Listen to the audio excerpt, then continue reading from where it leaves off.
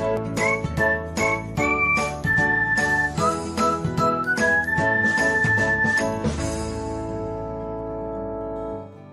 everyone, welcome back to another episode of Technology Glance.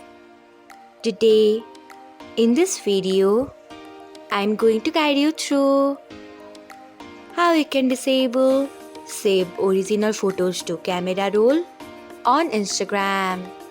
So, let's get started. Firstly, open Instagram app in a device. Then tap on profile icon. Next, tap on three lines icon. After that, tap on settings and privacy. Then scroll until you find archiving and downloading.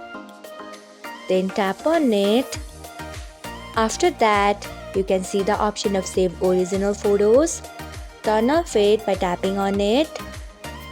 So, this is how you can disable save original photos to camera roll on Instagram. Thanks for watching. If you found this guide helpful, we would love it if you hit the thumbs up button below. We upload great new tech tutorials like this one every day. So, do not forget to subscribe to our channel and hit the bell icon so that you'll never miss another update.